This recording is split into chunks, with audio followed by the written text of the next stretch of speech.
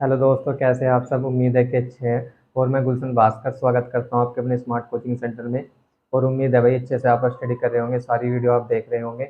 तो वीडियो देखें और अपने दोस्तों के साथ भी वीडियो को ज़्यादा से ज़्यादा शेयर करें। ठीक है दोस्तों, और अच्छे से अपनी पढ़ाई को करें। ठीक है, तो आज हम आपको पढ़ाएंगे। देखो, इसमें धातु हमने कंप्लीट करा चुका है, तो आज हम इसमें पढ़ाएंगे आपको अधातु क्या है, उनके भौतिक गुण धर्म क्या है। ठीक है, और अधातु कैसे काम करेंगी और कैसी क्रियाएं धातु करेंगे आपके। तो सबसे पहले आप हेडिंग लिखेंगे अधातु। ठीक है भाई, उसमें हेडिंग आ जाएगी आपकी भाई अधातु। ठीक है, अधातु। देखो, अधातु क्या हो। अधातु वे तत्व जो आसानी से, लिखेंगे इसमें वे तत्व, वे तत्व जो आसानी से, जो आसानी से इलेक्ट्रॉन, जो आसानी से इलेक्ट्रॉन ग्रहण ग्रहण करके, उन ग्रहण करके ऋणायन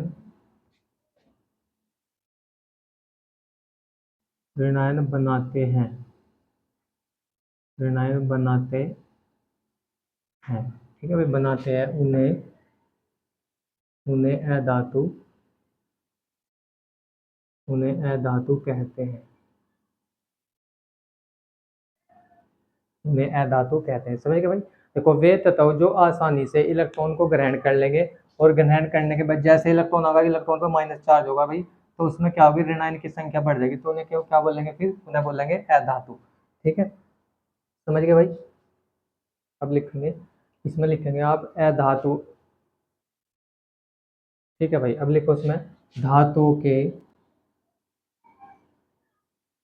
धातुओं के भौतिक,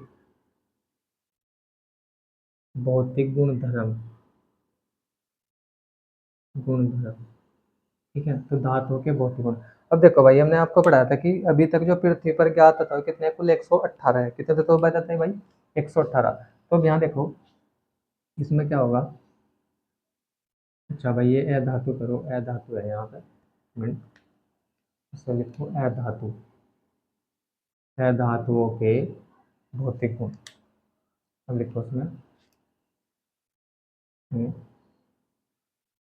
धातुओं, धातुओं की अपेक्षा, धातुओं की अपेक्षा अधातुओं, अधातुओं की, अधातुओं की संख्या, धातुओं की संख्या कम है।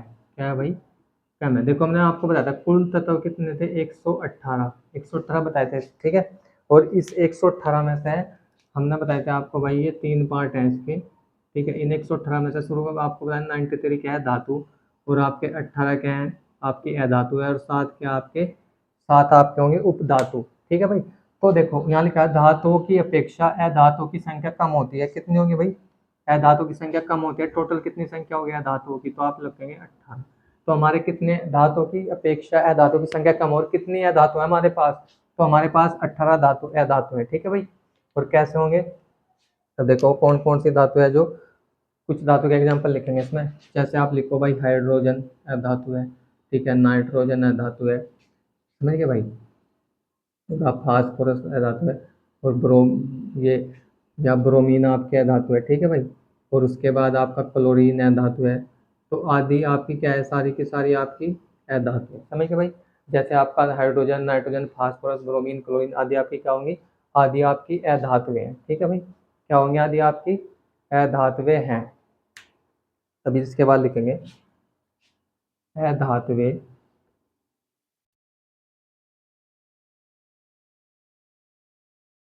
अधातुएं, अधातुएं ठोस, गैस, द्रव होती हैं। यानी कि तीनों में पाई जा भाई, ये होती हैं, यानी कि तीनों अवस्था में पाई जा, ठोस, द्रव, गैस। देखो, जैसे हाइड्रोजन है, ये आपके हाइड्रोजन है, ये गैस है। नाइट्रोजन गैस है। ठीक है, और क्लोरीन गैस है। तो ये आपकी किस किस कैटेगरी में पाई जाएंगे, आपकी ठोस में भी, गैस में भी, और द्रव में भी। और ब्रोमीन जो आपकी द्रव अवस्था में पाई जाने वाली एकमात्र धातु है। किसमें पाई जाएगा भाई, जो ब्रोमीन है ना आपकी, ये एक द्रवस्था में पाई जाने वाली एकमात्र अधातु है, ये आपसे पूछ सके है, ठीक है। ठीक है, तो इसका एग्जाम्पल ये होगा, ब्रोमीन क्या होगी, एकमात्र द्रवस्था में पाई जाने वाली एकमात्र अधातु है। अब इसके बाद लिखेंगे भाई अधात्वे, अधात्वे धातुओं, अधात्वे धातुओं के विपरीत, विपरीत होती हैं, विपरीत होती हैं। क्या होगी भाई, अधात्वे क्या होंगी, धातुओं के विपरीत होती है। समझ गए भाई, अधात्वे किसके विपरीत होंगी, आपकी अधात्वे धातुओं के विपरीत होती हैं, ठीक है।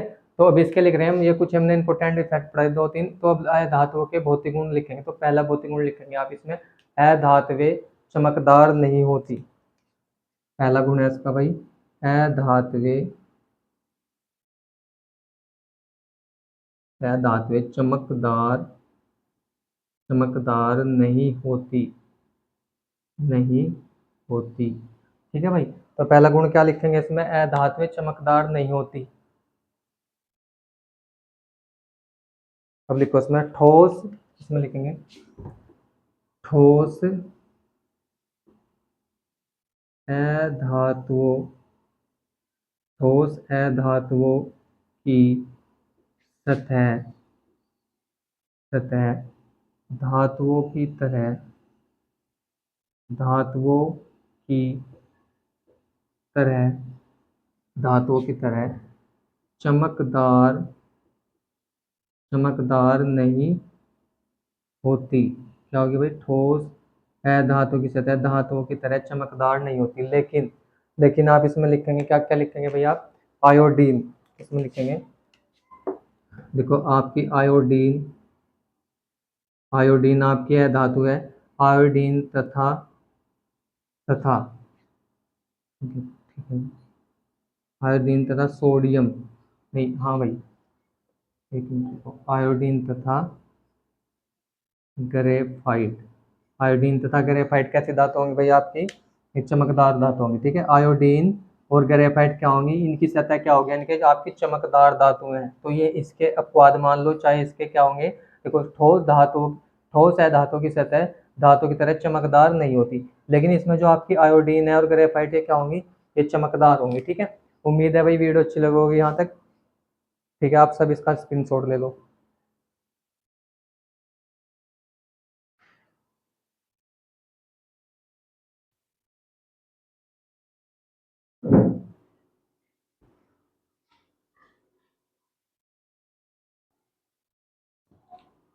ठीक है, अब देखो यहाँ से भाई, तो पहला हमने पढ़ा इसमें आपको अधातु, अधातु क्या होगी, वे तत्व जो आसानी से क्या कर लेंगे, इलेक्ट्रॉनों को ग्रहण कर लेंगे, यानी कि इलेक्ट्रॉन ले लेंगे और क्या कर लेंगे, ऋणायन को प्राप्त कर लेंगे, ठीक है। तो उन्हें क्या बोलेंगे, उन्हें बोले अधातु, ठीक है भाई।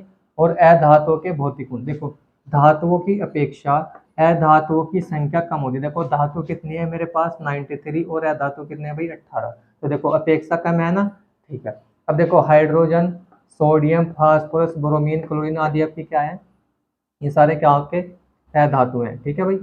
और अधातु ठोस, गैस और द्रव तीनों कंडीशन में पाई जा, तो देखो अधातुएं धातुओं की विपरीत होती हैं, यानी कि जो धातु में गुण होंगे इनके उल्टे उसमें गुण पाए जाएंगे, समझ गए भाई।